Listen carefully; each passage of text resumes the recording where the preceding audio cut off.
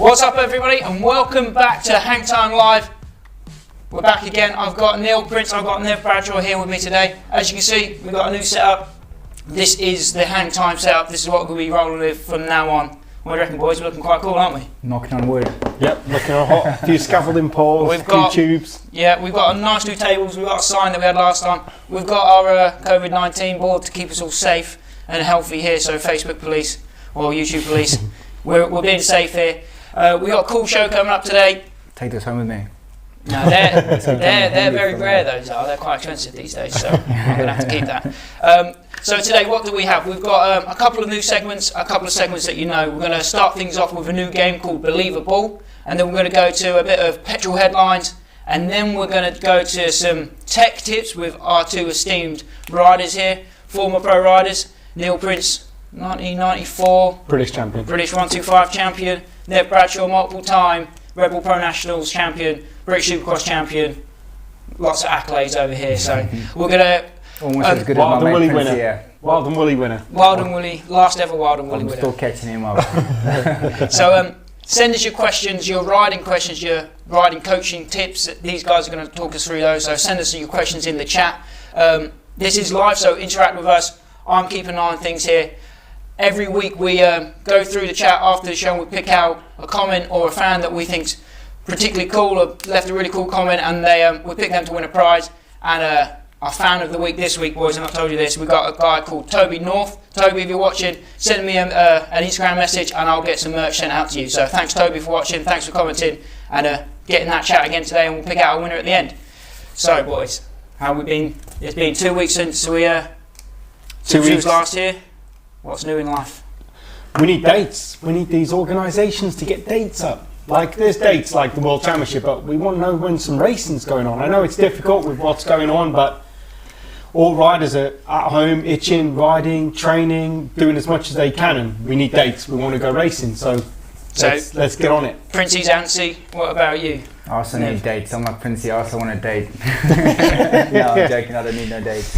You just need a practice bike. Yeah. No, I've been just started working again, so I've done 2 days of coaching again, so trying to get that back up and running now. The practice days are running. And then riding heaps. Jeez, I've probably ridden New 125? about 4 or 5 times, yeah. I love that bike. It's so sweet, I'm so stoked on it. Got it running good and I just love my riding. It's a good thing because I'm enjoying it so much, and it's a bad thing because I want to ride so much. Yeah, Obviously it costs money to ride all the time, but love the bike and been to some really cool tracks, got some good motos in and Spreading premix around the UK. Yeah, trying, just enjoying it. Like it's weird at 37 years old that I still enjoy riding a motorbike that much. It's actually quite freaky, you know, but it is what it is. And that's what makes you Nev Bradshaw, doesn't it? Right, so let's chuck it into the first segment of today's show, which is a new game called Unbelievable. I keep saying it wrong. Believable. Let's chuck it to the intro.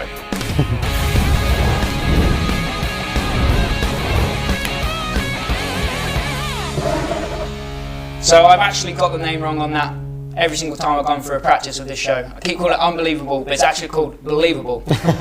And so what is this game? Basically, it's a fact or fiction game. I'm going to pick out some statements from this trophy here, and you two have to decide between yourselves whether it's BS or if it's true.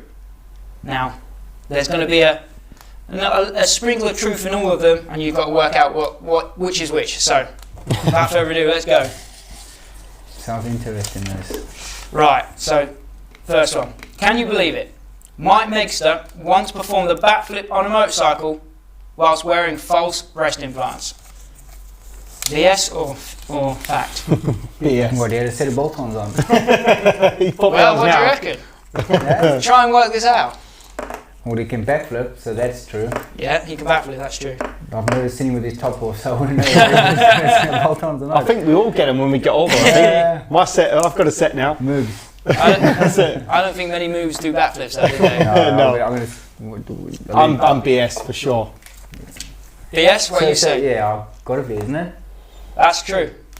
Is it? Mike Megster was the stunt double for Cameron Diaz in Charlie's Angels Full Throttle. Oh. And in the motocross segment, they was all in it, weren't they? Carmichael, McGrath, they was all in it. Cameron Diaz's character did a backflip, and Mike Megster was the stunt performer for that. Yeah. He had Had a a set of pair of bolt-ons. bolt-ons on to make it look like Cameron Diaz. I'd like to see a photo of that. Ooh. That'd be a scary I think I picture. remember watching that movie because Yeah, they I were can underneath the remember. runway. Yeah, I think, yeah. the highway. I think they Yeah. were doing that movie. I remember that. I watched it back because I was looking through all these things. I watched it back. It was on Yeah. YouTube. I watched that clip back. Man. It's funny, But you can it's see the actually- stars, though, like you could see like the person, and you Yeah, could you tell could tell, the like, person oh, who it there's was from the Travis start. or- Yeah, yeah. yeah. I was watching it back and it's weird. Like that riding bits are actually fairly decent. They built an oversized supercross track underneath this bridge. Yeah. And the actual riding bits of the pro riders that had Dublin was actually quite good. Yeah. But then they'd have bits when they're doing backflips and he's shooting guns and it's Yeah. just like Loses it a bit. right. It's not So quite right.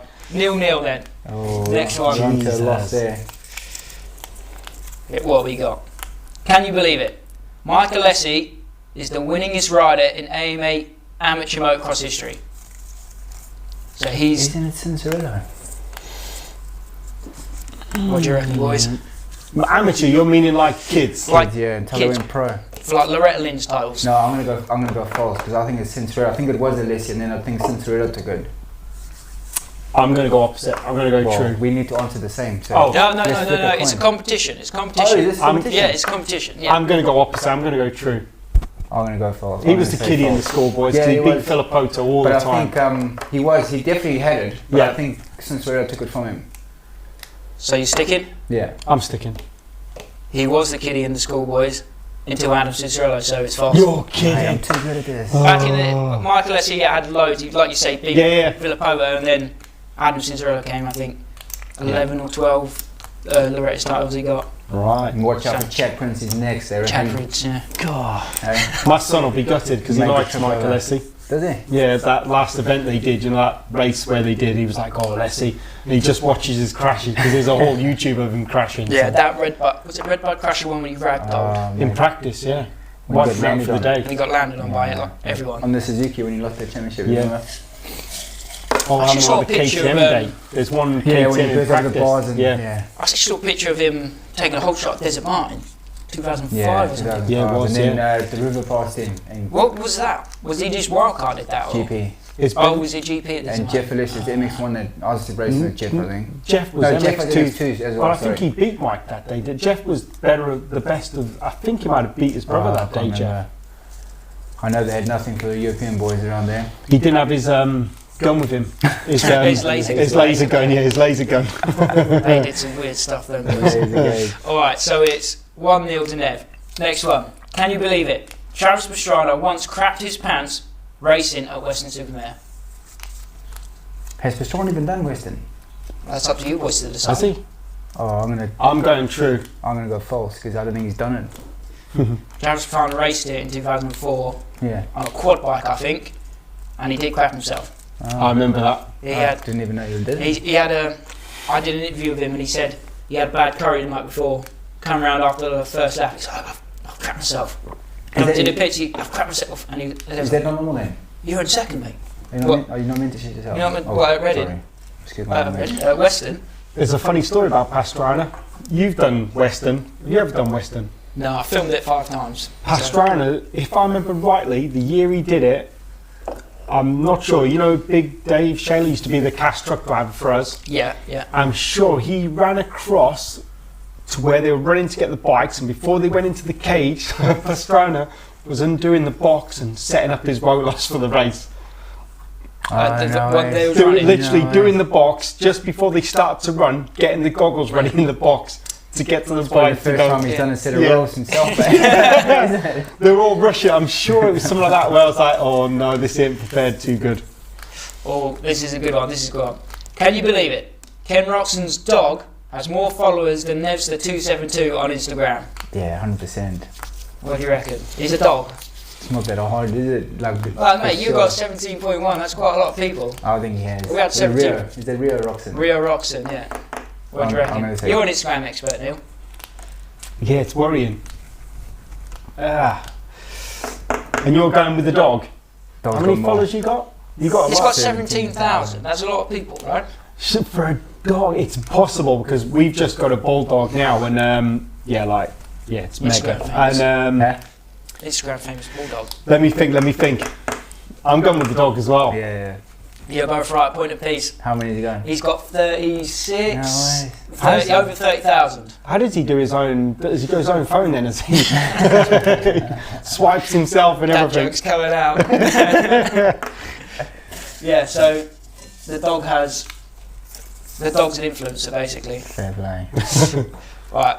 So I think we've got. Welcome to 2020, my man. Yeah. The dog's got Well, more do followers. you reckon dogs should have their own Instagram? I think it's. Dude, it shouldn't whatever be happening. tickles people's Whatever fancy. tickles your fancy. Yeah, rolls it, eh?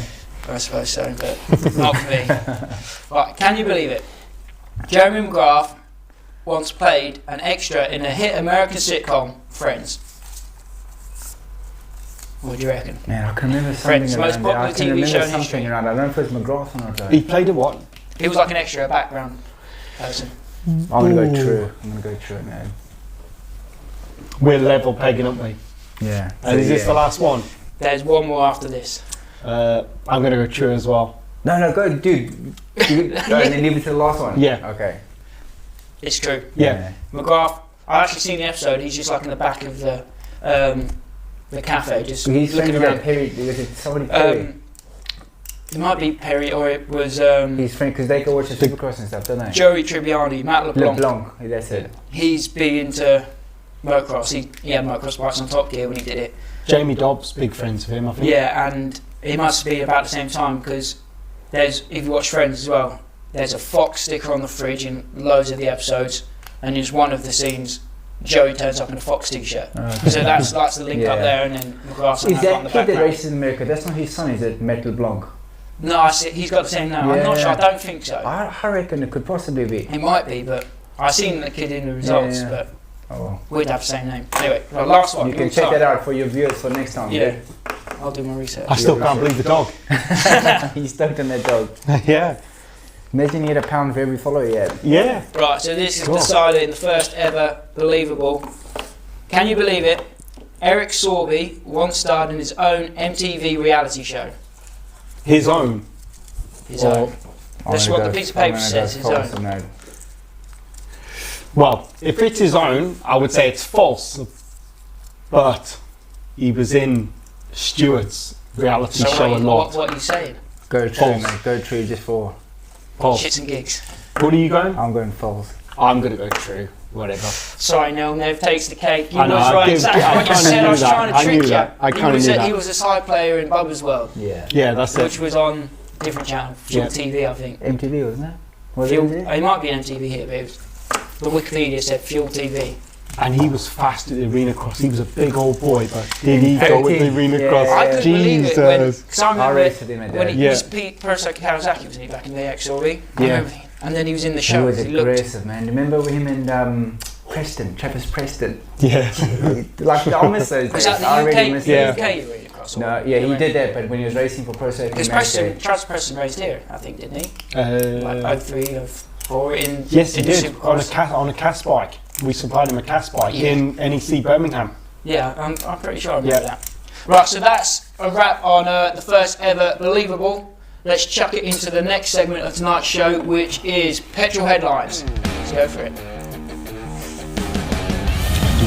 Yeah, no, I was going to say, man, because you can't just keep on like that, can we? I'm a fair person. Right, so Petrol Headlines then. This is the part of the show where I run through some of the headlines from the motocross world that have been hitting the websites this week, and then Nev and Neil decide which ones they want to talk about first. So let's take it away. Tomac becomes the third new Supercross champion in 3 straight years. Headline number 2, Chad Reed retires. And headline number 3, Vets Motocross Nations postponed till 2021. Where do you want to start? I think Chad Reed, it's time to retire. As much as it's superb rider, the guy's an absolute legend. But I mean, to me, it's probably the right call. I've seen his latest video where he's kind of like talking about the career and stuff. And I remember him 2000 or 2001. I did arena cross in, I think it was Stuttgart, I think. And there was like Jason Thomas there, Chad Reed was there, and he was on Yanda Group Kawasaki. Yeah. And I tried to qualify. I think I got to last chance non-qualifier, probably didn't qualify. And then, but he was there racing that night. It was the first time I watched him. I was like, who the hell is this kid? Do you know what I mean? And interesting career. And yeah, I mean, the weekend he still did. He got top 10. Top 10. He did that mega. Was class, dude. That was quite a cool way to Do you know what I mean? Like, yeah. the guy can still put it around the track. I think when he had to grit that out, like basically he's gritting it out, isn't it? Yeah, it's big not time. an easy job Big for him time. now, and he's just put his head down. And I think that was quite cool for him to do. But like I can see why he rides. I still ride myself quite a bit. I can see why he rides, but then like also when I was watching the video that he put out, like you kind of forget how good Chad Reed was. Like you're watching the last 3 years, you kind of forget, and then you see the videos when he was racing Carmichael Stewart. Like that guy was a baller, man. Yeah. And kind of like where he's prolonged his career so far in the last couple of seasons, it kind of like say you're a kid that's just started watching Supercross, you wouldn't appreciate Chad Reed for what he was 10 years ago. And I think the longer you do that, the more people forget what you had before. But like you kind of have to respect everyone's a different person, and we all here to live our lives the way that we think we need to live a life. So he wants to race, but everyone's just different, isn't it? Would you be surprised if he came back and did like San Diego for sure, next year to do in front of the fans? He's not gonna. He dropped a few bombs in the thing that he did. For sure, he's still gonna race a little bit. I think he kind of didn't want to say, because I've done it a few times as well, where you're like, I'm done with it or whatever, and then you race again, you feel like a bit of an idiot. I think that's why he dropped it in there. It'd be cool to race at 40 and qualify for main at 40. So for sure, already he's thinking about certain races and stuff that he wants to do. Because a lot of what he was doing the last 2 years would be like a load of stuff for the fans. Like when I went to Vegas last year for the final, and his line for autographs is still probably longest. Yeah. Like same level as Roxon. And a lot of what he's been doing the last 2 years is fan stuff. So for him to finish his career in a fanless stadium, he might want to. But also the way he finished it was like, if he can finish it on a top 10 at 38 years old, that's cool. It's hard to say because he's such a good dude. He was such a good rider. He's such a good motocross rider and supercross rider. And when you see him going to LCQs and stuff, it's kind of like it's cool he's still doing it. But then you kind of think like how good he was. And then every year there's faster kids coming through, and every year he's closer to 40. And it just makes his job to try and get into the mains harder. So it's like anything, there comes a time in anyone's life. Like if you like for me even, like race British Championship, got to like 35, 36, and then you drop down a level and you do like vintage racing or AMCA racing, or if you're still in a race. But I think to put your body through that year and year and year, like it's a risky sport at the end of the day. For sure. He's got to weigh it up. Like he's got to see how he feels mentally when he stops riding, which is a big thing with races that stop riding, with the mental side and how it changes their lives and the way that they feel in their heads. So I guess you just got to weigh that up, and it's interesting. For sure he'll race again, I think. But it's interesting that he comes back to do it because how he looks at, he's improved and got better. Like his 10th at the weekend, it's better. But it's even if he wasn't racing, his line would still be that long for his queues, I believe. Sure. And it's no different to like if James Stewart turned up in a race, for sure his queues for a couple of miles for an autograph. Yeah. Same with probably Carmichael's, probably still has all that.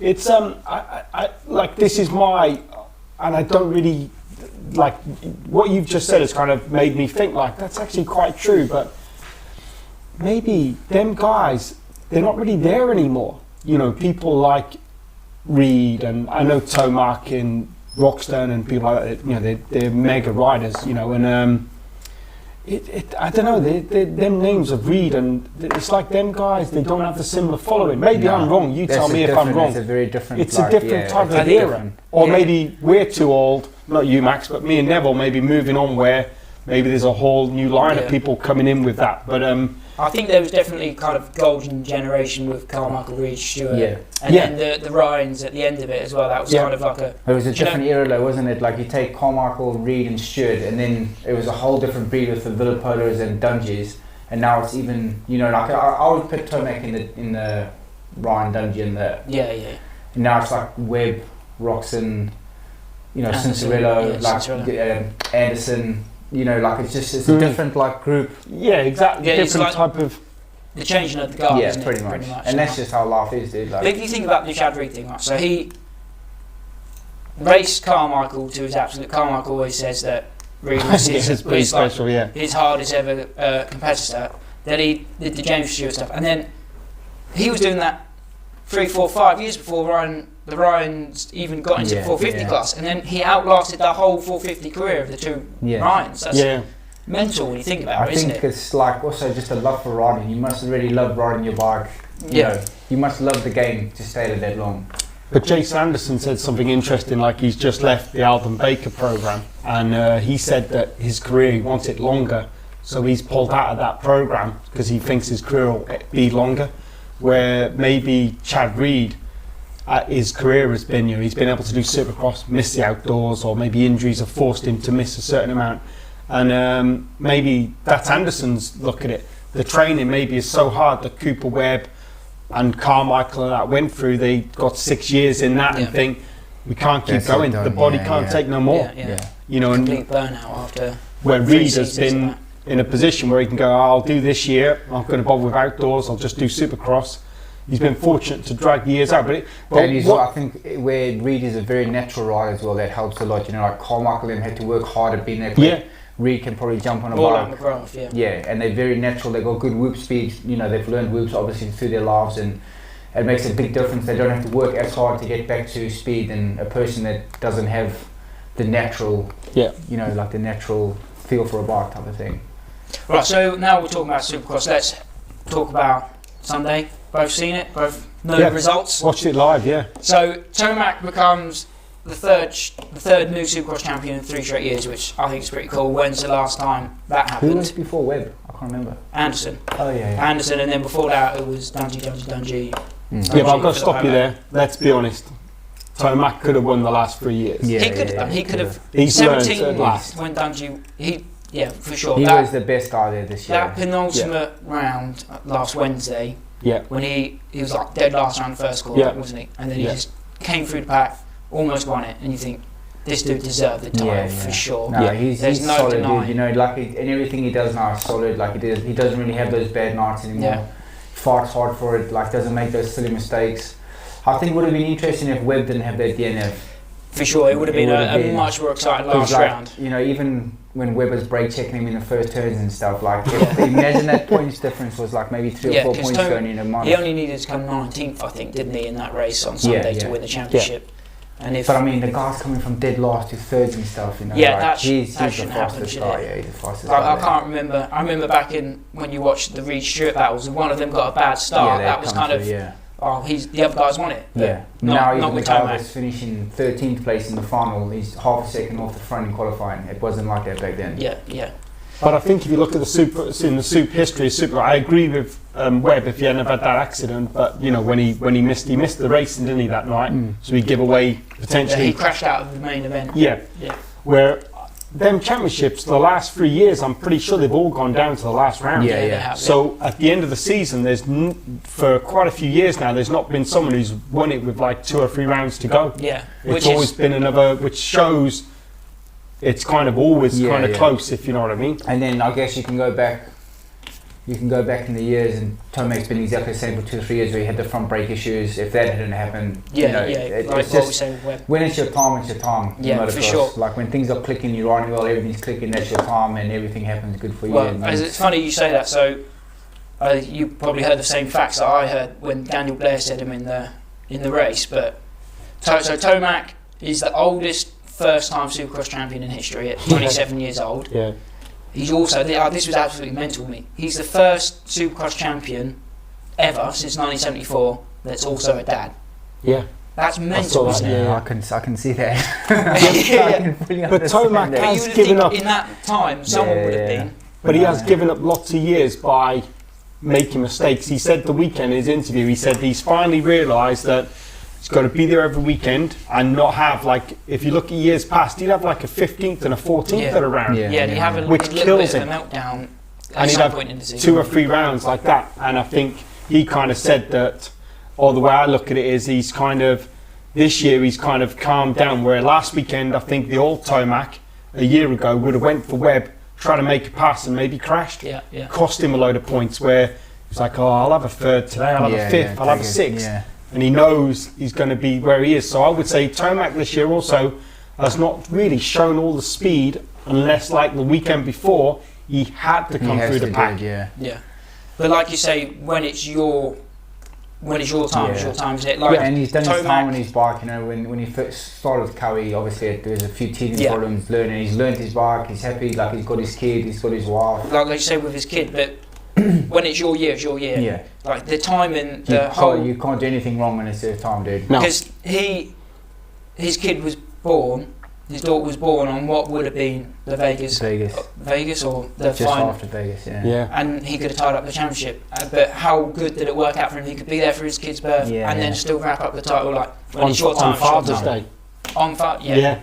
That's just like quite cool, eh? you're looking at the Moto gods singing, like they liked him this year, didn't they? Yeah. But he's put his time in, dude. He's had these injuries, he's had his hard times, and he's stuck at it. You know, like, it's a good example for kids. You know, like, stick at it, like, through the bad times when you think there's, you know, when he's lying in a hospital bed and he's done both of his shoulders and he's out for like 6 or 7 months, you know, and now he's a Supercross champion. You know, like, if you stick at it, you know, you can come from the lowest to the highest. You know, but that's never going to happen unless you do your time and stick at it. Eh? Let's switch gears then. Last headline. We'll kind of mix 2 into 1 here, as we had some news yesterday as well, with the Bridgestone British Masters being cancelled for the year. They're no longer going with the season. And last week we had the Vets Motocross of Nations saying that they're postponing for basically moving it till next year, the same weekend next year.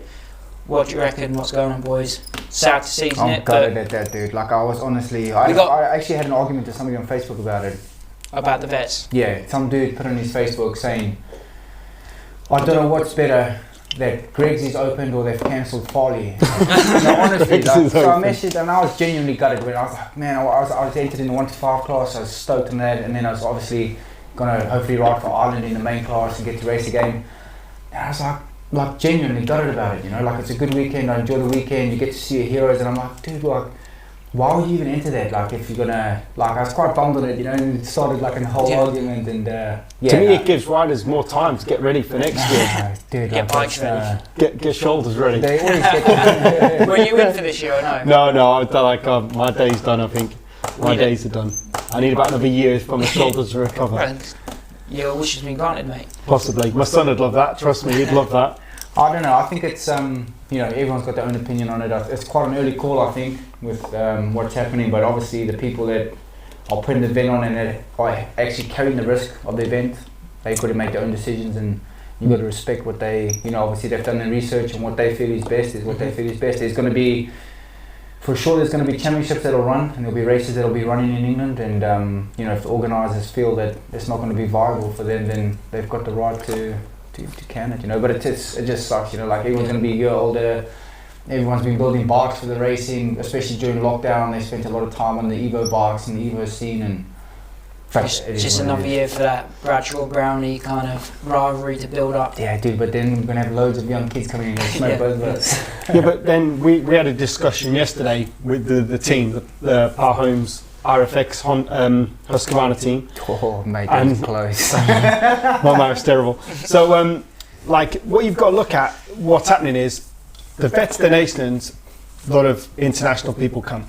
So, at the minute, you've got the airlines, you know, you've got to quarantine 14 days. That might be lifted, might not be. Germany at the minute have got another outbreak. So if you look at overall in the world, the Vets MX the Nations, that international class is quite big. You know, I have 50, 60 riders there from every country. So, you know, you've got your Americans coming, you've got your Germans, you've got your Swedish, your Belgians, everything coming.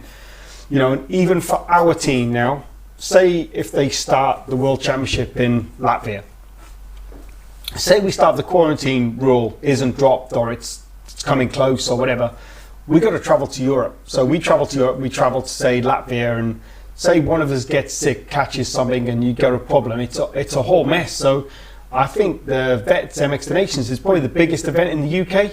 So it's going to be difficult to plan that, and you've got so many fields, caravans, people sleeping in tents. You've got more weekends to kind of the beer tent at the end of the night, isn't it? Exactly. If they have no beer tent there, if they have no, you know, trade stands there, and then people turn up and go, look, you're only allowed one person, say with Neville, say Neville's there, only one person can help him. Then, right, you're not allowed any tents. You're only allowed this amount of gap. You know, they'd have to have probably half the amount of people there to make it happen. So the event, to me, you know, we couldn't run a World Championship motocross event at the minute in the UK the way it is. So the Vets Des Nations, I think, logically, it's kind of impossible. You can't plan it. They have put another race on though. Have they? In France. Have they? The weekend after the one that was meant to be in Farley. But see, France, already a couple of months ago, they said you can have 5,000 spectators to an event. Oh, really? So where that comes from, to me, that's risky. Yeah. That's my opinion. But I think, you know, with the Vets Des Nations, think it's about impossible it, to plan. Also, like another, you know, like it's done and it's, you know, it's done. But like the motocross Des Nations is happening, and that's before that event was going to be, isn't it? September.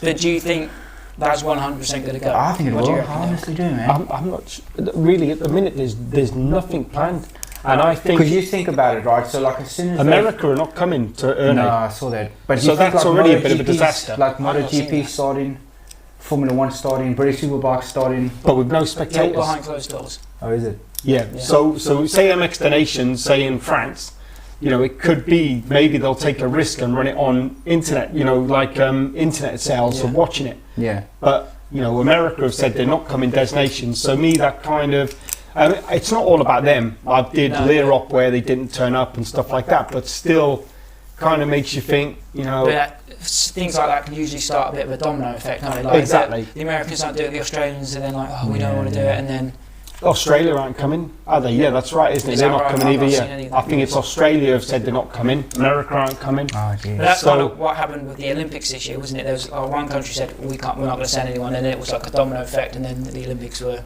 postponed. Yeah, done. So it is a bit of a mess. Crazy, you know what I mean? Man. That's all. It's a different time to be alive, eh? But Farley, you know, you think you drive into Farley, you drive down on a Friday, Saturday morning, you see all them vans packed in there, it's rammed. Yeah. For sure, if there's no big, I mean, it's getting better every day now, but you know, they can't book airline tickets, they can't, you know, it's the organisation of it, wasn't it? Like exactly. You know, the riders aren't paying their own tickets to come across, and they're definitely not going to pay tickets in advance to come to Farley. When Neil's just got to it might not happen. $2,000 to show up. He got paid $2,000 last year. That's why he's bummed. That was like a month's living for Quincy. Gone out the window. I was on a five or a whole shot. Five or a whole shot.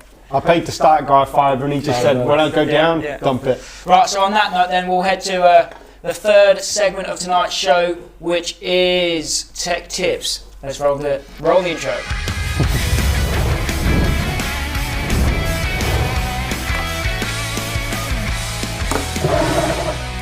Right, so Tech Tips. This is a segment where we'll bring it back every now and then. We'll talk about tips with a bike setup, and we'll also talk about riding tips as well. Tonight's show, we're going to be talking about riding tips. And like we just touched upon, Neil Prince right here is the king of hole shots. Now, no, not really. He at Farley Castle anyway. I don't know if you've seen it, but we're playing a video now of your exploits last year. Oh yeah. Got some comments on YouTube. Why are you facing the wrong way, mate? So yeah, Neil, just talk us through your technique at Farley Castle. How do you get the whole shot at Farley? I mean, I watch the starter. Like my dad always said to me, when we go to the start, you look at every way.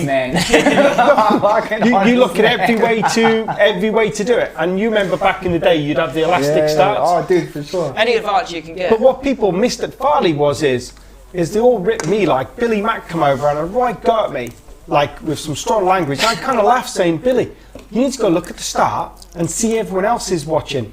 Like I looked one time. I'm just the best at watching. And Ken de Dijker had his arm on the side of his arm, looking at the starter at the same time. But I don't think he realised you need to be in gear before he kicks it. Do you know what I mean? Well, I was like just ready. So I think there at Farley, everyone's kind of doing it. Just I took the risk. A few times I nearly hit the gate, but I just committed to it. Some of the greatest rolling starts I've ever seen. Well, I think it was the shot that Sam got when she was just at the side and she just before anyone else has moved, and it's just you perfectly come out the gate. But I had my 125 Suzuki there, my 83 the year before. I was doing exactly the same thing. I'd jump out the gate beautifully. I'd have sometimes maybe 2 bike lengths, and she's that slow. By the time I got the first corner, I was probably in 5th or 6th. I remember I could cry with that bike how slow it was. I remember watching that thing near the pedals. That was so. That's the slowest bike I've ever seen. I told you that day as well. I know. That was literally the slowest motorbike I've ever seen in a straight line. So, but Neil, he's like, oh, it's got an aluminium airbox on it. It's funny that you was getting in trouble for doing your rolling starts and your whole shots, because on the GoPros by like 3/4 of the first lap, the arm pump's in, isn't it? I think the problem is I'm not fit enough. I can, I'm not trying to sound cocky, but I can still ride half fast, but I can push and go fast, but I just can't maintain it. And I think, I don't know what it is. Like, it's just the way it is. Like, I just can't keep going that speed, and that's it. I've got a question for you. From when you leave the start gate until the first turn, how many times do you slip the clutch? Oh, at least 1,000. That was the first thing you said. Clutches, eh? That was the first thing you said when you watched those videos back, wasn't it? Yeah, it's funny what you say about when Billy gave you stress. I did it at Belfast Supercross, but they were like the way that the people were filming was like you could watch it live on the internet. Yeah. And the person started swimming from the top. So I qualified good and I started back and obviously watched the, what those arena crosses were like. Watched the starter, whole shot, won the race. And Brian McKenzie's mechanic. Right, okay. He messaged something, same sort of thing. Is that his second name? I never knew that. Connolly. Yeah, Connolly. BC. That's it, BC. Yeah. And he commented something saying, oh, you cheated. And I said, mate, I've just made $2.5 grand and I'm having a couple of beers in the Odyssey. So it worked out pretty good for me. But it's what you say, dude. Like if you're not going to do it, somebody else is going to do it and they're going to win the race. Yeah. Any advantage you can get, isn't it? If you're not, it's not cheating, is it? It's just... Oh, it's just cheating, but if you don't cheat, somebody else is going to cheat. It's not, you're not jumping the gate, you just... You did get told before the last one. We got told something, didn't we? Well, no. Did they have a sign saying... No, the guy walked up to everyone and said... And then you had quite a good, like, Neil's got an awesome spinner. He said to her, do not watch the starter. Neil, what is your spin? No, the guy... He's watching his foot. Yeah, he said something like that. He's like, I'm not watching him. I'm watching the chain. The guy said to me... Well, the guy said to me, he said, do not roll the gate. And I went, I'm not rolling the gate. He said, you are? I said, no, I dump it. I'm not rolling it. I just dump it and go. And he was like, yeah, just don't roll it. And I was like, look, like I just dump it. Watch me. I'm not rolling at all. I've had that work good and bad for me, to be fair. Like I have gone once and gone heavily. I mean, one start, I think the one where I led for a lap, I remember I let the clutch out, committed to it, and the gate just touched my foot wheel and I thought, oh, that was close. Did you go to Little Silver in 2012 when Banks Brown and Pocock were going for the championship? No. Well, I was probably there, but I didn't. I dislocated my shoulder just before that, and me and Brian McKenzie were going for 3rd place in the championship. Yeah. And I had some bonus money on this. I had to get it done. And I had some, like, because my shoulder was so bad, I had some real bad races. Yeah. So the last motor was together. Yeah. And dude, I rolled back and I knew I had to get a start and just try to finish this motor to get that 3rd place. Rolled. Have you seen the video? What, of you? Yeah, jumped in the gate. No. Mate, so I rolled back on this gate and as the guy goes, dude, I wheelie. Just dumped the clutch and wheelie and caught the gate and ripped it out. Yeah. So these two boys, Pocock and Thing, were going for the British Championship and they had to wait 45 minutes in the waiting box for the gate. While you get out your rear wheel. Check it on YouTube, mate. It's pretty sick. And I still did a whole shot, dude. I had about 6 bike lengths on everyone. Yeah. And they still beat me to the turn. Right, so that's all the fun and games, but that's not going to get you a whole shot on an MXGP start grid, is it? So Nev, talk us through some of your top starting tips. So I've got an article here that we did for Red Bull a few years ago, so I'll just get that up as well. So basically, I'll talk you through some techniques on it, but what I firmly believe is if you sit on the start line and you can firmly believe and you can picture yourself being in that first corner first, you're going to hold shot. Like, I massively believe in that, you know, like every time, or good chance of the times when you sit on the line and you 100% know that you're going to hold shot, you do. And I think that is like going to the line, you have to have you have to have a good system in place, you know, that you've practiced a lot and that you're comfortable and you're confident in your technique. Yeah. So it needs to be like second nature, you know. So basically what I do, one of the best things I do is I start with both my feet down in front of the foot peg. I turn my toes in so I can get a good grip on the bike. And you can hold the bike nice and tight as well. I go a little bit back, obviously I watch the pin, or I watch the chain is the first thing that moves. And then bike's always on about quarter throttle with like the clutch in the bottom point. And then the biggest thing is, as soon as it flinches, to let it go, but like don't dump it, just be smooth, but make sure that you're holding the bike nice and tight and you move forward with the bike. A lot of people make a mistake where they're not gripping the bike between their legs and the bike goes away from them and then they have to reposition themselves. Normally, like if you can move forward with the bike in one motion, and then on the modern bikes, you've got to go third, like as quick as you can go third. If you can get going, and the quicker you can get up to third, you've got a better chance. So you're always second gear start. Yeah. Well, have you ever tried a third gear start? Only 500. Andrew Short used to do back in the day in Supercross, didn't he? But he geared his bike for that, like, and it worked awesome, dude. Like, it's the same as that 500. Like, if you get right with clutch, but I don't. It's like another thing to like go wrong, I think. Like if you can ride the clutch really long, like when I did the race at Fox Hills, the first motor I started in third gear, and like I had to ride the clutch a long way and I almost whole shot it, but if you get that wrong, you're going to be lost, you know. Where in second gear, it just takes that element of something bad happening away, because there's always going to be power once you get out the gate. But then that was the first time I ever rode that bike. Yeah. You know, so if we went 2 teeth big on the back sprocket, third gear would have been golden, you know. Anyone watch the Supercross the weekend? Yeah, what are you saying? 250 class. Those Star Yamahas? Yeah. Anyone notice anything? Did they start in third? No. First.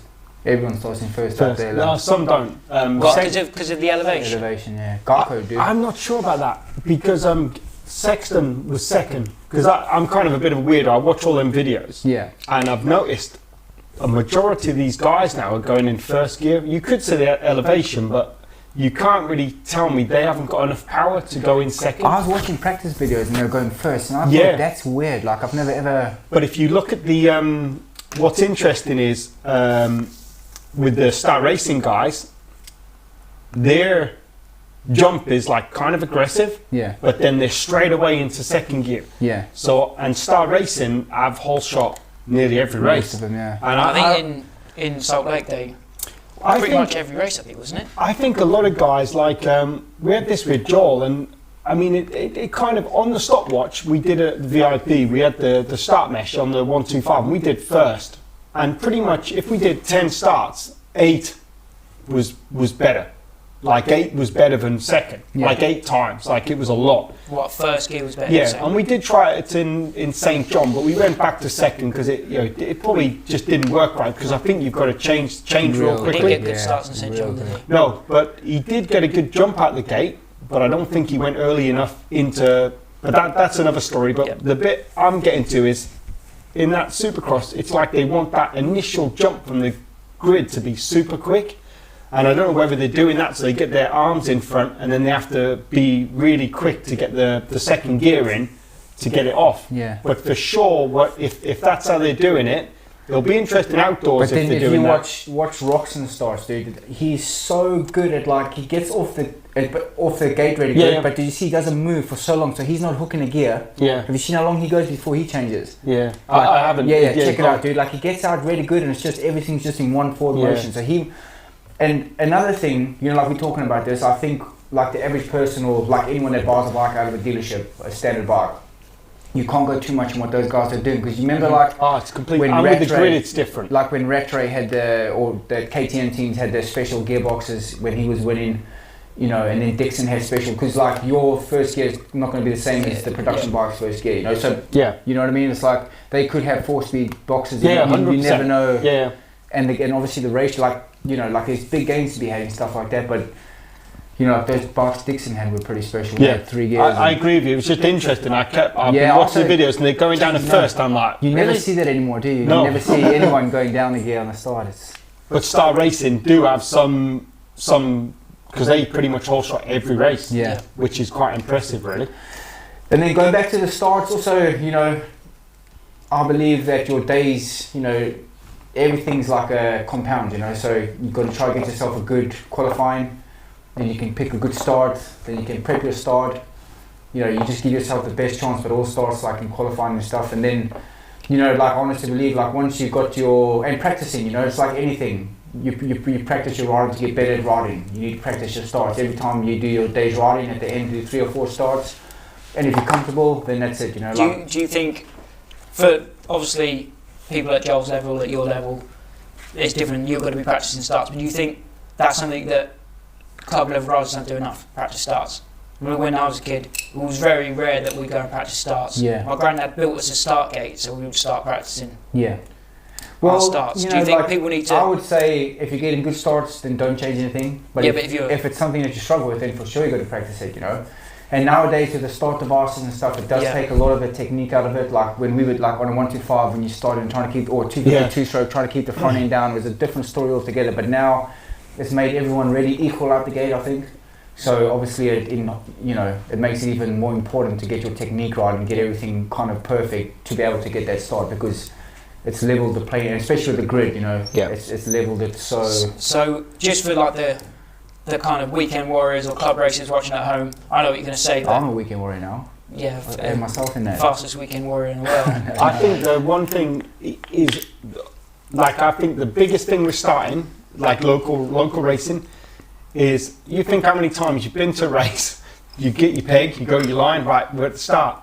Actually, no one's actually been to look at the start actually going that day. Yeah, that's Yeah, a yeah. massive thing. as And well. that's one thing I kind of noticed, and is, you know, I take my little one to the start line. Yeah. He won't even look at the gate till he gets there. Yeah. And I think Well, that's a that lot one of there. people need to go look at it and watch a start before. And it's because it is normally They can the learn a same. lot. Yeah, like AMCA racing, JP told me that this year when we were lucky, like at one of the rounds, at the second round, Yeah. literally as they turned the board, the gate dropped. Yeah, Dude, that's like it. he did that the whole entire day. Yeah. And I was ready for it because we'd watched the one before, you know, where a lot of people got left on the line, like Yeah. pretty much thought that the race was going to be restarted. Yeah. That is actually, dude, fair. Like that's a fair comment. Like the starter doesn't change. You know, like when somebody's got something in their head, it's not often unless they get told that they're doing something wrong. Yeah.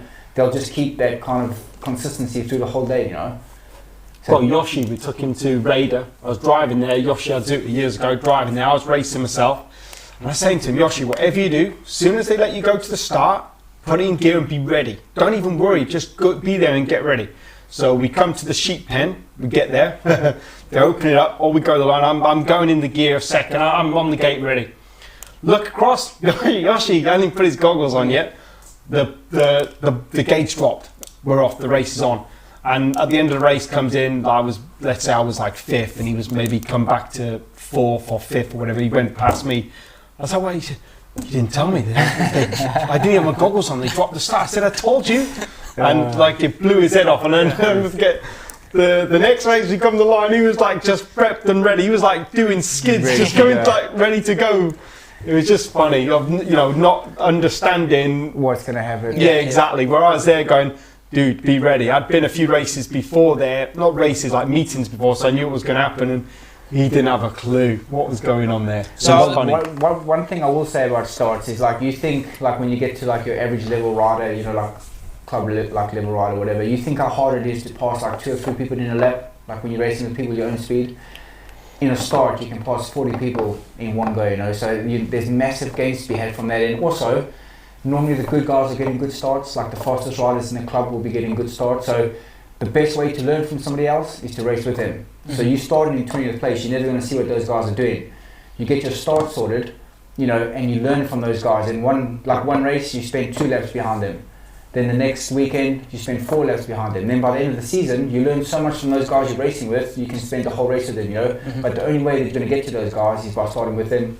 The only way to get good starts is to practice them and be confident in your technique. It's just, you know, it's just common sense in a way, but, you know, like stuff doesn't sort itself out, you know, like your starts aren't just going to become good. You're going to have to work on your technique, practice them, and then they can become good. But definitely, you know, it can make a race or break a race. You know, a guy, two riders of the same speed, one guy can whole shot and finish 5th, and the other guy can start 30th and finish 25th. And they're the same speed of a rider. Same speed of a rider, you know. Whole shot devices, tick, yes. Everyone needs one of those. 100%. Let's talk about quickly gate prep. What do you do for gate prep on a just not concrete, not grid? You just got to kind of like, you know, like. Do you pack it down or do you try and build it up? Depends. It depends. I've seen some people at Hawkstone building sandcastles, getting like that. Starting on concrete, you have to do that. You know, that's why. That's kind of like cheating on concrete. I think they let it happen at the international. Yeah, they stopped it. Like at Hawkstone, if you didn't qualify in the top 5, your day was pretty much over, because if you didn't start on one of those things, your job was done pretty much. But yeah, normally, what you don't want to, like, basically you just want like a straight run over the gate. So, you know, like if the start gate's down from the gate, you want to build it up. But basically you don't want to be hitting anything and going over anything, you know. So build the start up and try to get like a straight run. Make sure that you've got dirt over the gate, so if you hit it, your start device doesn't come off. You want to be riding straight over that. And then I found that the harder I make it, the better it is, you know. Like as soon as you've got like a little bit of fluff, you just lose that forward drive with a bit of spin. So I try to pack it down as hard as I can. But yeah, basically you just want a straight run off the gate. Like you don't want to be down and going up. And you don't want to be down. You just want like a straight forward.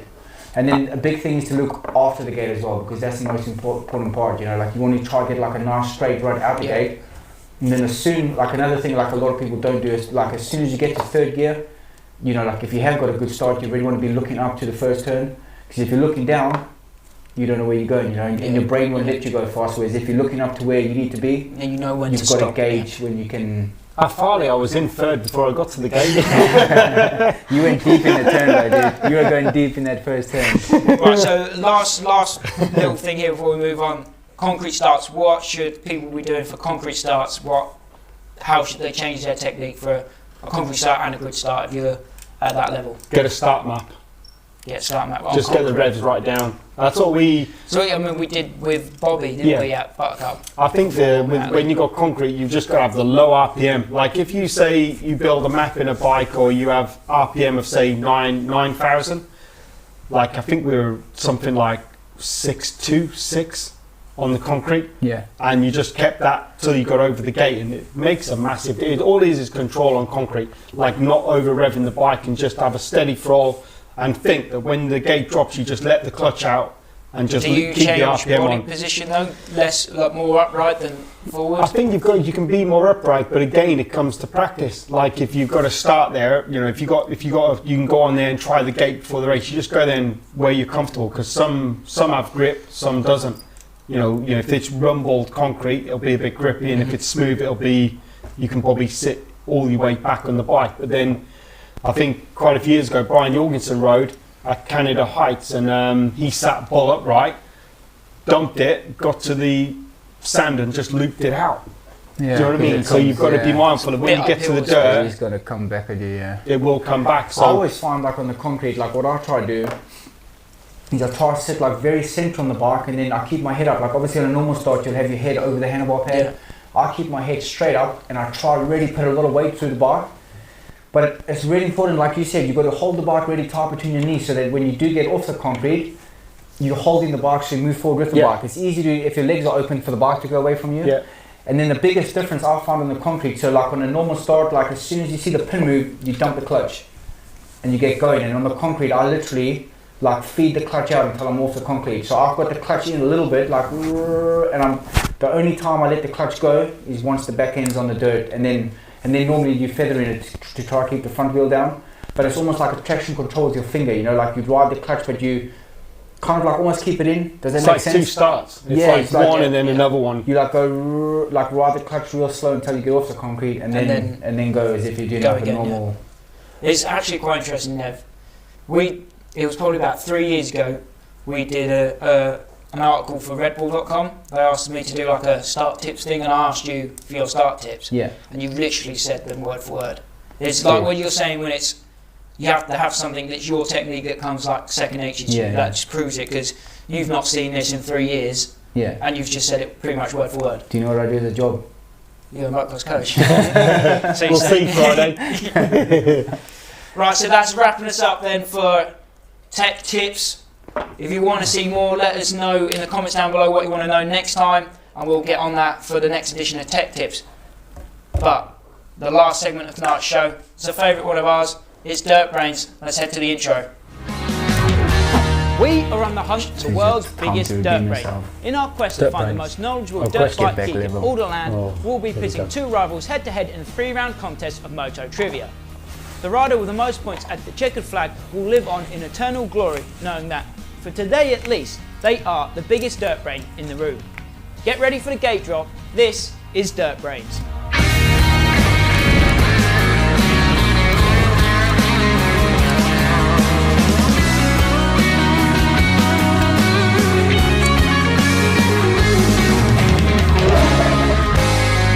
Right, so here we are, Dirt Brains. It's my favourite part of the show. This is our quiz show, as you just heard in my little intro there. Last time, in the last edition of Dirt Brains, Nev Bradshaw came out of the W over Neil Prince. You got a little bit of stick for that, Neil. I did, people thinking that you should have done better. Yeah, it is alright. Like, my brain isn't what it used to be. Never has been for ages, so I'll pass. Right, so you know how it works. 3 rounds. First round is the whiteboard round. You got your whiteboards. Second round, category round. Third round is the speed round. So, round number 1. I've dubbed it the whole shot round because this is your time to grab the whole shot and take the early race lead. I've picked I randomly selected the categories earlier on before you guys got here, so I've picked the categories already. I just need to get the questions up. What was the first category? I'm feeling nervous already. Yeah, I'm a little bit, Butterflies are setting in. Get So, your start technique in there, mate. no cheating, boys. Right.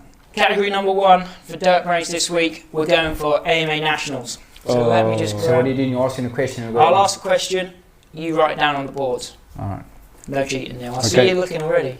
It's looking It's nervous. like the start all over again. I'm He's looking nervous. At sideways. school, you like that until somebody pays you. Like, Right, so AMA Nationals to start. Ready, boys? yep. Question number 1. The 2007 AMA Pro Nationals are often remembered as RC's farewell tour. The GOAT won 5 Nationals that summer. But who went on to win the 450 title? I got it. Don't copy Who me, was the right? 450 You're not gonna copy champion, me. national champion in 2007? Oh, that is a good one. Is there like a countdown? Must I do that? Yeah. Ding, ding, ding, 10, 9. We'll give him 10 seconds. He's from Go your on. hometown, mate. You should know it. Englishman. Englishman. Yeah. No chance. He's from Landry George. What? I'll give you one chance to change, Neil. Yeah, I've gone wrong. I've got it now. He's seen my answer. No, I haven't. He's like I that. haven't. I remembered who it was. Right, 5. You give it away then. 3. Yeah, I know. Yeah. What you got, Neil? Helping you out, mate. Grant Langston. Grant Langston is correct. Yeah. What you got? Grand, yeah. When got you Chad said Reed? hometown, I was thinking Wales, Wrexham. No chance. So, you got Chad Reed first? I'll put Reed Yeah. first. He was the next year, wasn't he? Reed 08. No, Stuart was 08. Reed was 9. 9, yeah. Didn't he lose his? Didn't he have a bad eye the year after? In Yeah, 08? 08 he did. Yeah. So that's 1 point apiece then. Next category in the first round, we got Kawasaki. These are questions based on Kawasaki's. Kawasaki riders, Kawasaki bikes. Kawasaki. 94 British, go for that. Is that what you was on? Yeah. For some reason in my head I always thought it was He Suzuki. was I on don't a know why. 175 KX 175. He won the 125 championship. 1 and 2. All right, boys. He A won- lot of people have that joke. He won the under 21s on a 190. Okay, so in the category of Kawasaki, which factory Kawasaki pilot won the 1994 250cc Outdoor National Championship? 1994 Outdoor National Championship, 250s. 94. Wow. 94. This is your year, Nick. Yeah, I think I Yeah, know. I've got it. I've got there's 2 people that it could be, but I don't know which one it was. 94. 250. Oh, I'm just gonna have to guess one. Gowie. No. No, I've stop got it. changing your mind all the time, man. He's double guessing As soon himself. as I start writing, he changes his thing, isn't it? Yeah, I'm gonna go for this one. 5. I'm gonna Ready? Are you done? Go on, Nev. Who are you going Nev, for? who you got? Krajowski or LaRocco. There's one of the two. Who you got? Kudowski. Michael LaRocco. I knew it was one of the Kajowski was two. the year Look. before. Yeah. Put LaRocco first. He did put LaRocco first. Jesus. Kajowski Oh, I was was, gonna say one of the two. There's one. I'm pretty sure he was the year 4, or he might be in the 500. He LaRocco won the 500 He won before. 125 championships as well with Kobe, didn't he? Both of them. Yeah, it was LaRocco- around the same era. He won Yamaha. The reason I didn't put it is I was thinking, hold on, did he actually win a 250? He won a Yeah. 125. He won. Yeah. No, That's what I also LaRocco won thought. the I didn't think 500, he the won. last ever 500 Did he? in '93. I'm pretty sure I checked this Yeah. out yesterday, the day before. Ah, that's a He good won the one. 593, and then they got rid of the class, and he won the 250 the next year. Right. Never second guess yourself, mate. Right. Question number 3 in round 1 comes from the category of British motocross. This was a hard one for me to research. There's not much on Wikipedia for British motocross. There isn't actually. You can't find a list of like champions anywhere. I couldn't. On the site, it goes back to 2012. Oh, really? Yeah. So I couldn't find Princey's era. Who is that? Osborne Turners in 12. And the KTM rider, Strava. That was one of the questions, so I won't ask that one. No.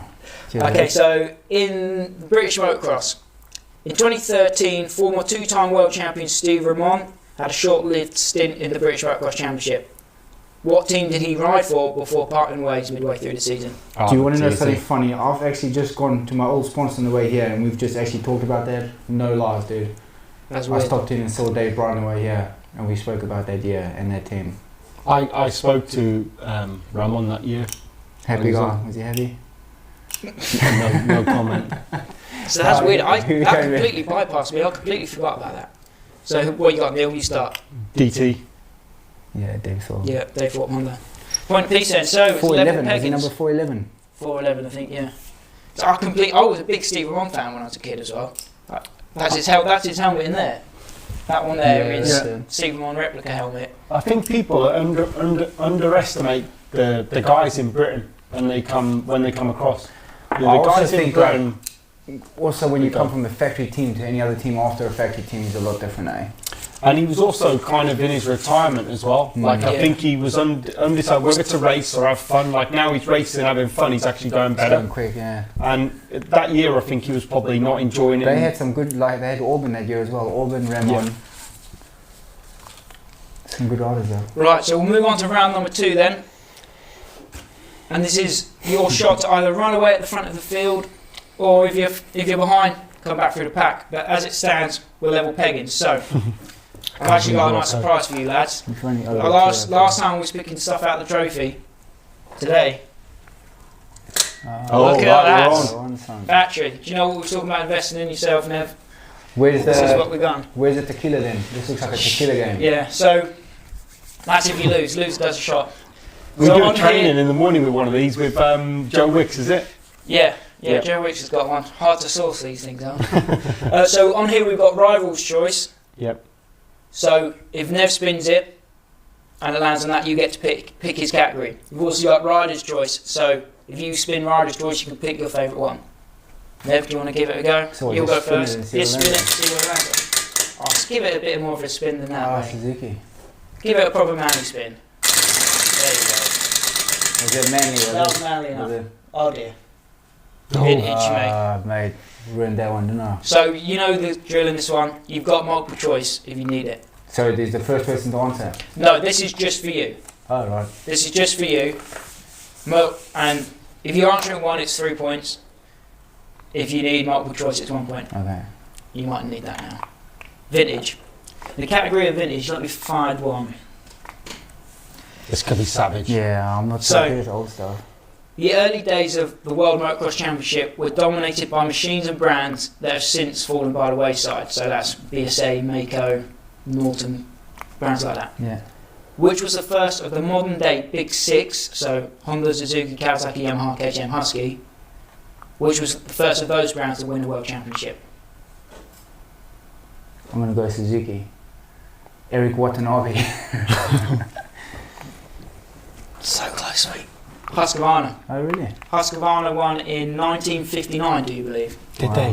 1959. Suzuki were the next ones in 1970 with Joel Robert. Yeah. Was that like Harry Everts' era? In the 50s, it was a Swedish guy called Rolf Tibbling. Oh, yeah, I remember Rolf. Used to go to school. I remember quite well. He was a Farley last year, wasn't he? In the beer tent. So, lucky Nev. 3 down, dude. That's a nasty category. My spin. You give it a spin, mate. Get my dodgy arm up. Impersonations Oh, then. that's Here we gonna go. be. Here we go. Let me find a question for you there, Neil Prince, Motocross Nations. Let me find a good one. Okay, so, despite their illustrious record, the USA haven't been able to win a Motocross of Nations since 2011, Yep. the event in St. Jean. Which 3 American riders stood on the top step of the podium that day? Oh, mate, you got it good. Because you have to get all 3 right. All 3 right for 4 points. 2011. 2011. Remember, you've got multiple choice if you need it. Were you a manager that year?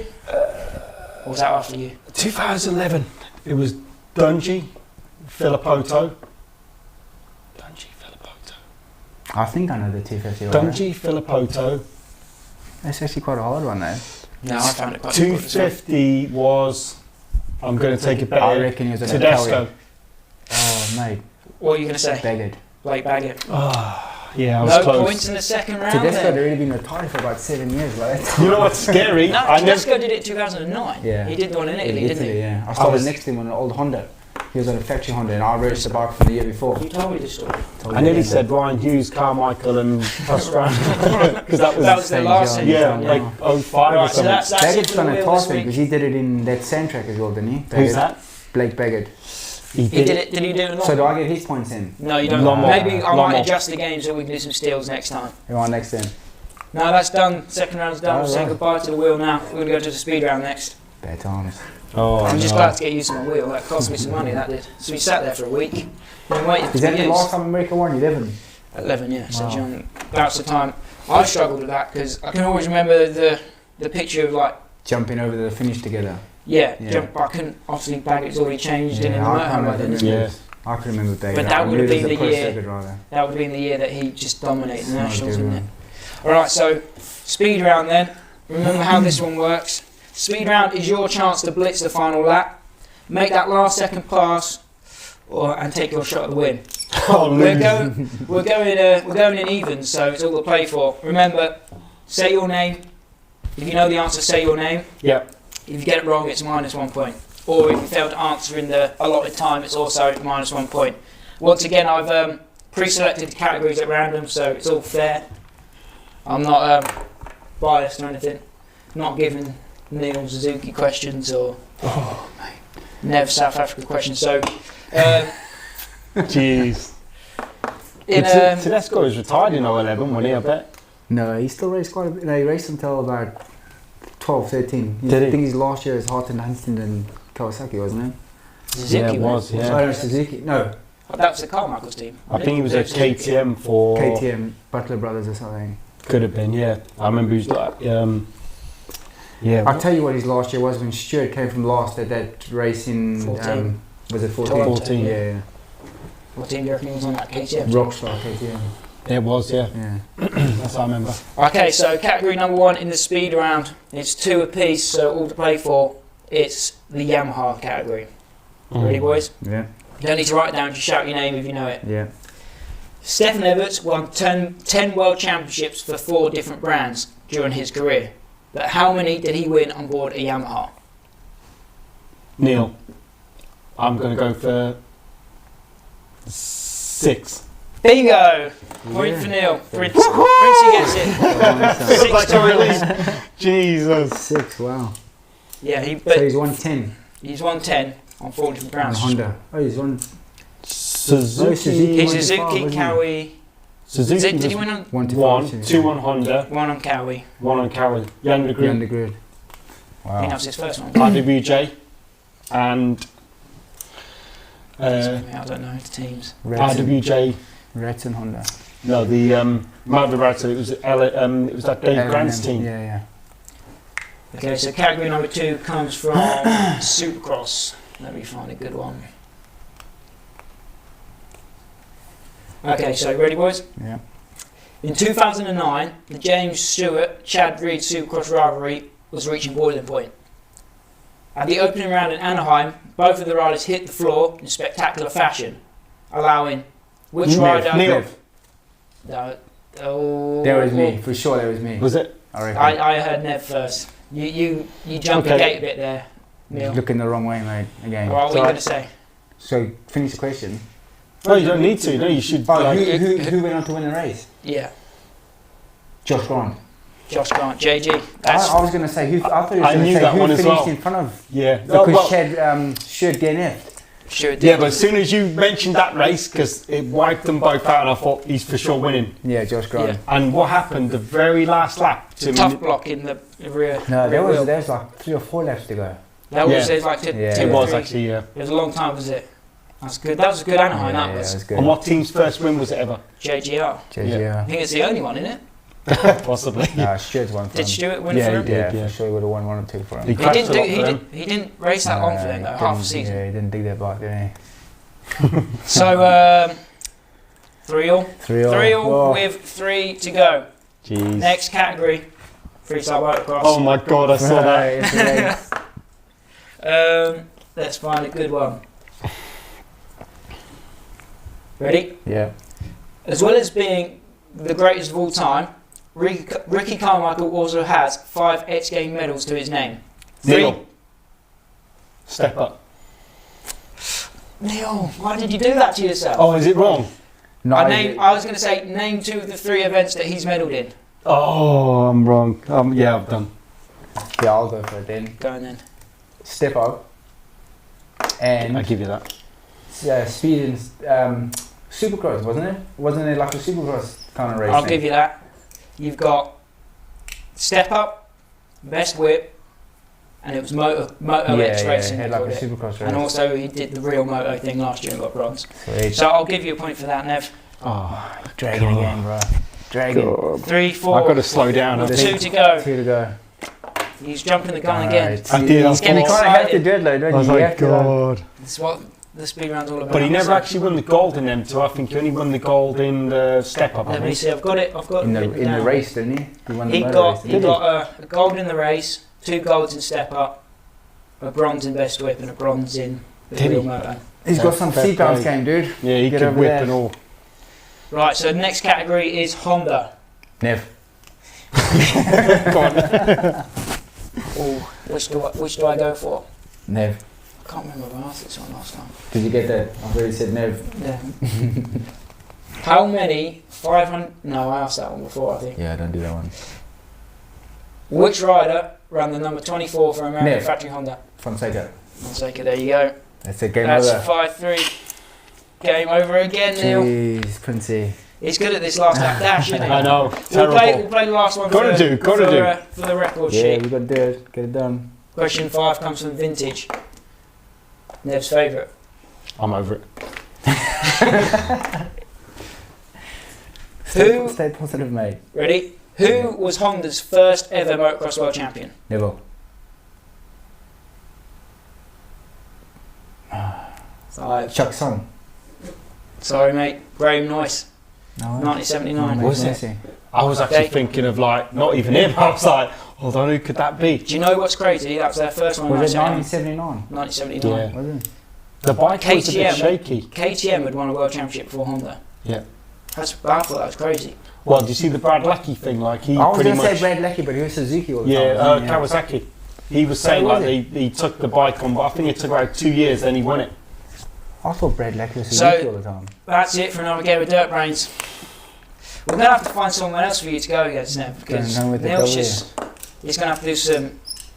I was Do some closer homework. today. I was more on it today. Yeah, it was a better last lap dash there. Let's have a quick look. What's going on? So that's wrapping us up here tonight. Then to play us out, I've got my video from 2016 Vets Motocross of the Nations. The last time I was there filming, you guys run GoPros for us last year, but the last time I was actually there was 16, and it pulled it down on the Saturday.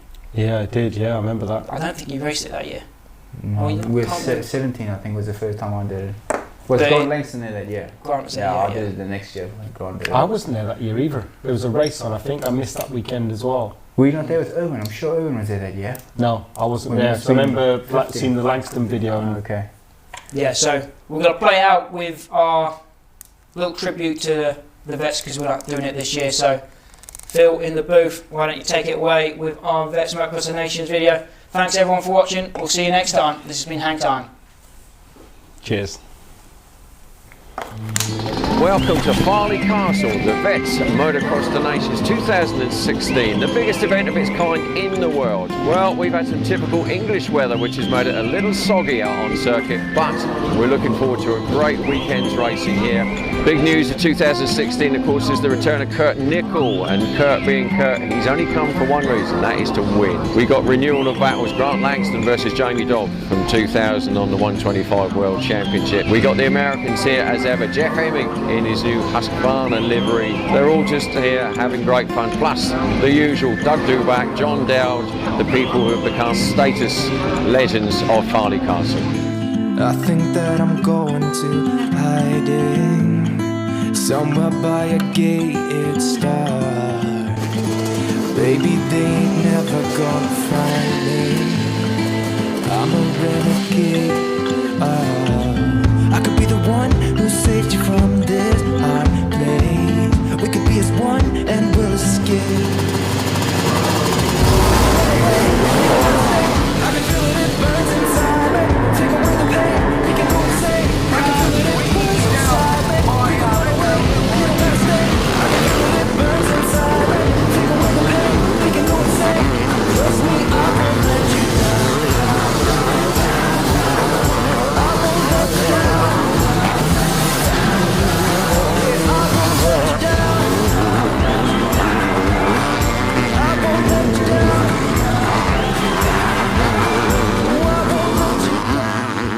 I think what it is about Farley Castle is just the history and the legacy of the event. You know, obviously I've said it before, I have no desire really to race, but an event like this is at least kind of appealing, you know, in a sense where it's a little bit fun, exciting, different, out of your element. Obviously being on Team South Africa, you want to obviously do your country proud. I was excited just to race some of the guys, obviously from old rivalry. I wanted to beat Dobby pretty bad, and then I was kind of excited to race against Kurt Nickel and Jeff Emig. I watched those guys race and battle at real Motocross of Nations back in the day. So to be on a 500 race against those guys that I looked up to as well and that I'm friends with, it's fun. But there's also a lot of fast guys, and there's always ringers who maybe don't have the huge GP superstar name, but they still go real fast and they ride a lot and they know these tracks. Going to a place that's far, staring at the stars for hours, 'cause you're a renegade. I could be the one who saved you from this hard place. We could be as one and we'll escape. We can run away, we don't gotta stay. I can feel it, it burns inside me. Take away the pain, we can go insane. I can feel it, it burns inside me. We can run away, we don't gotta stay. I can feel it, it burns inside me. Take away the pain, we can go insane. Trust me, I won't let you down. I won't let you down.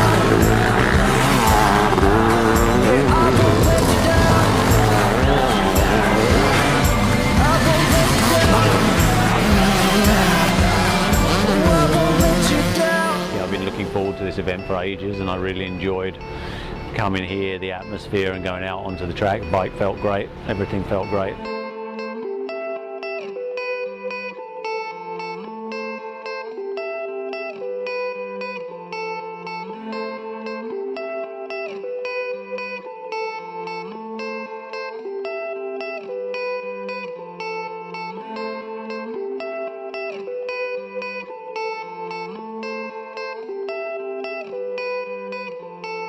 I came here a few years ago and I just loved it.